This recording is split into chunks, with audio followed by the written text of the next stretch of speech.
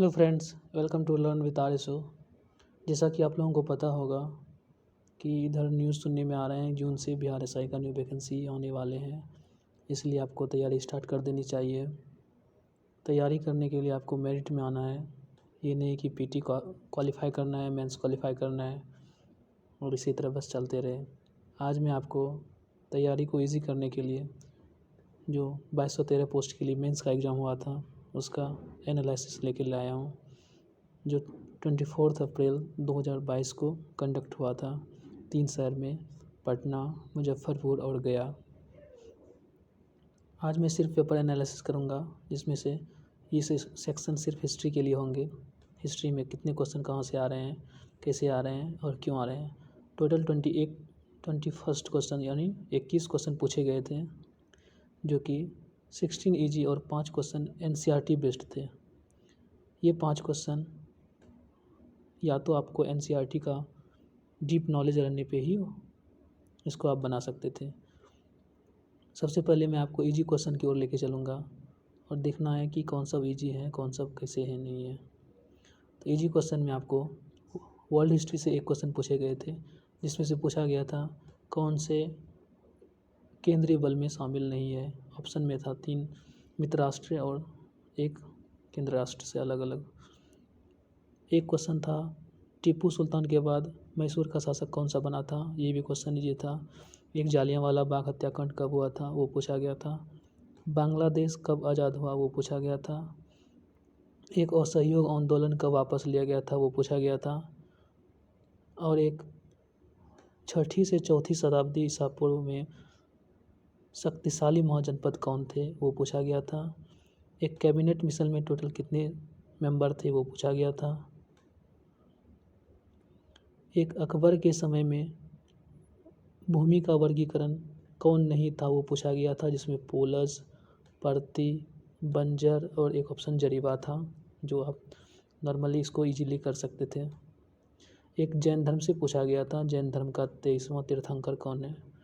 एक अवध का अंतिम नवाब पूछा गया था, कौन था।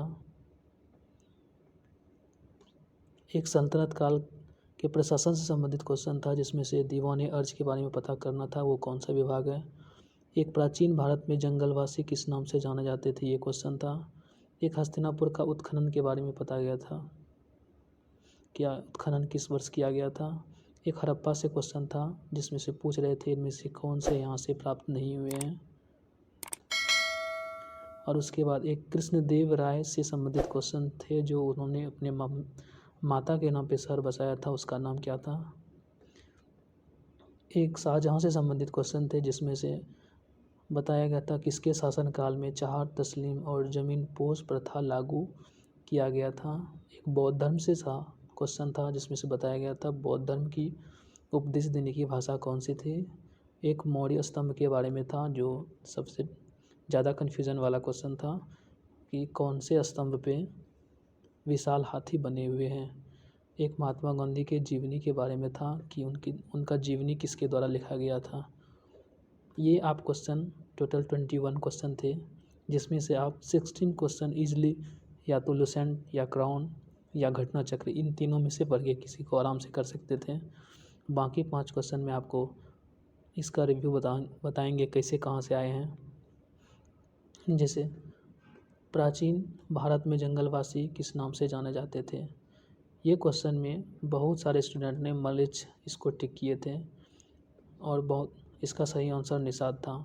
जब आप एनसीईआरटी पढ़ेंगे 12th का, तो उसमें आपको यहाँ पे मिल जाएगा थोड़े सा इन्फॉर्मेशंस कि निषाद प्राचीन समय में थे जंगलवासी इंडियन में, और मलेच्छ जो थे ये विदेशी जंगलवासी थे जो भारत में अक्सर आक्रमण किया करते थे।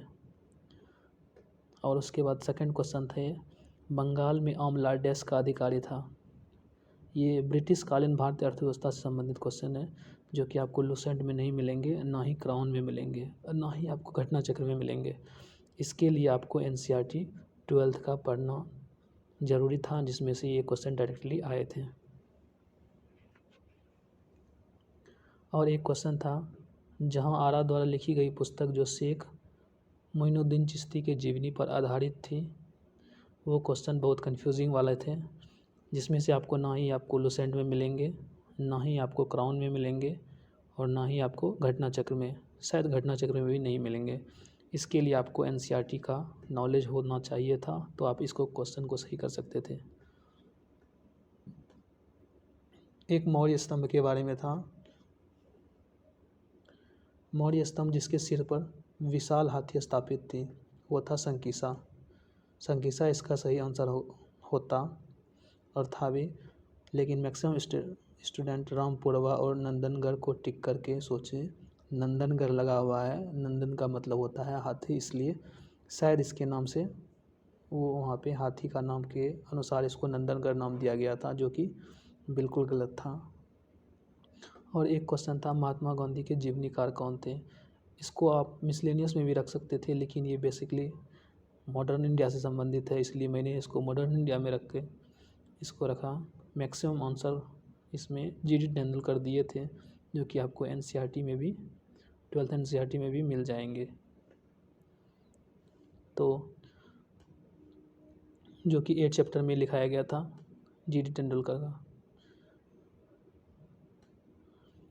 अब आते हैं टोटल इस 21 क्वेश्चन में से टोटल 5 क्वेश्चन डायरेक्टली या इनडायरेक्टली पूछे गए हैं एनसीईआरटी से,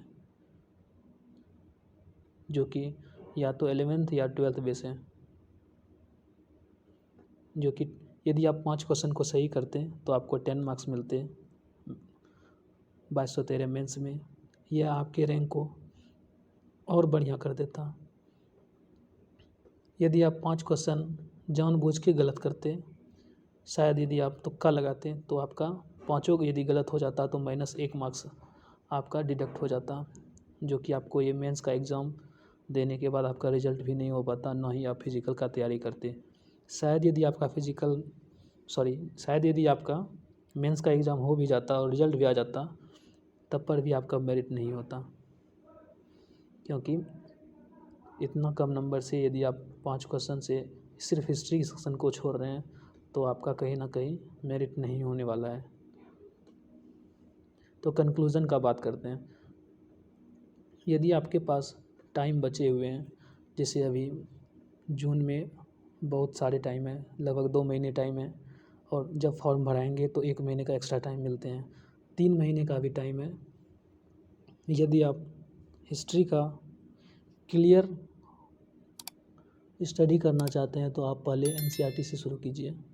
कम से कम यदि आपके पास टाइम नहीं है तो 11th और 12th एनसीईआरटी आपको पहले कंप्लीट करना होगा, उसके बाद आपको लुसेंट पे आना होगा।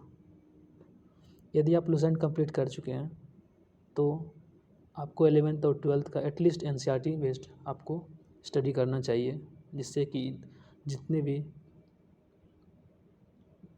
भी अच्छे क्वेश्चन आते हैं वो आप कंप्लीटली कर सकते हैं, आप ऑप्शन एलिमिनेट कर सकते हैं आसानी से। यदि आपके पास टाइम है तो आप 6 to 12th एनसीईआरटी कंप्लीट कीजिए, जो कि बहुत जल्दी हो जाएगा। 6, 7 और 8 ये आपको 2 दिन लगेंगे समाप्त करने में। इससे आपको शॉर्ट नोट्स भी बनाना है, जो कि आपको कंप्लीट रिवीजन करने में आसान होगा। और 11th 12th इसको आपको ठीक से करना है पेज बाय पेज, जिससे कि आपको रिवीजन में भी आसानी हो और सारे चीज़ों का एक आइडिया लग जाए, कहाँ पे क्या है, नहीं है, कैसे है। उसके बाद आपको एनसीईआरटी कंप्लीट करने के बाद आपको लुसेंट पे आना है, उसके बाद ही आपको समझ में आएगा।